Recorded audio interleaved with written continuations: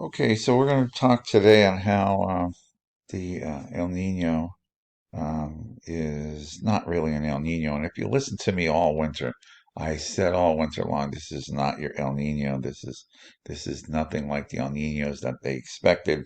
And sure enough, it's not. That's why winter didn't work out the way we talked about. Now, just a little hint for all my Pocono Weather 360 fans.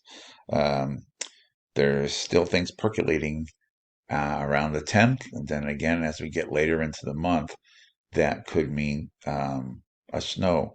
And I know most people think that's not going to happen, but latest information coming out shows probabilities of snow and probabilities of even one coastal storm that could reach all the way down into Philadelphia and South Jersey.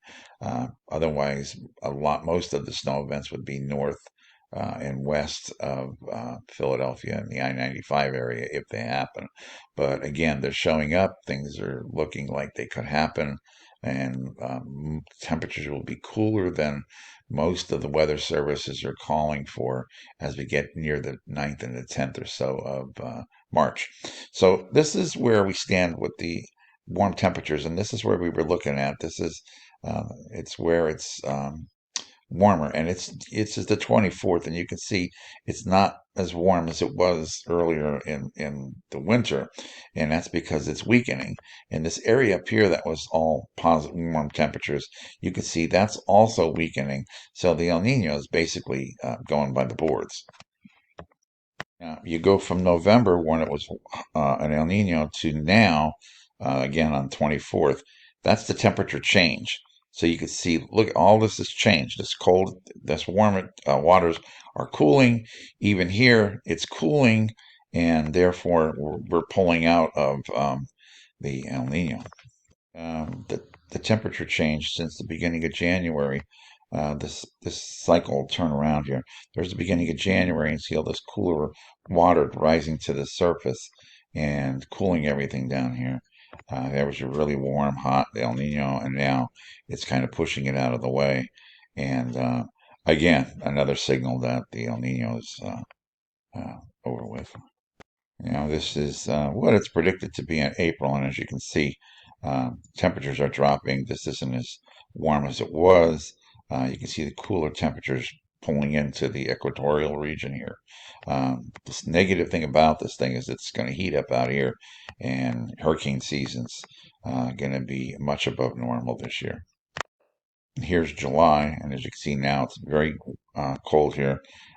Temperatures don't drop as quickly up here, but you got to look out here in the Atlantic and the Gulf and the Caribbean, and you can see very warm waters out here.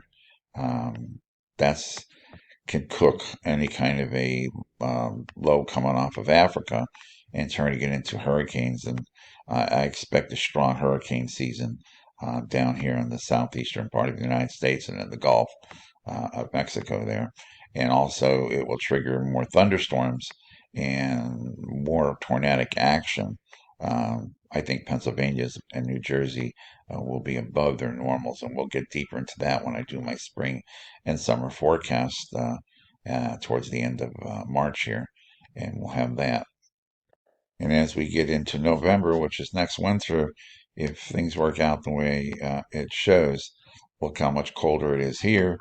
The warmer temperatures here have subdued to the south, and it's colder off the coast of the United States here, and we have that little warm zone up here. Um, doesn't bode well for people that want to see big snows for the winter next year. But again, we got a long way to go, and we're going to see if the El Nino turns into La Nada real strong like this or not. Again, you're just looking in the future. But just thought I would show you how we look at things and what I see. All right, this was your extra special thing for Pocono Weather 360 for Thursday, the 29th. Take it easy.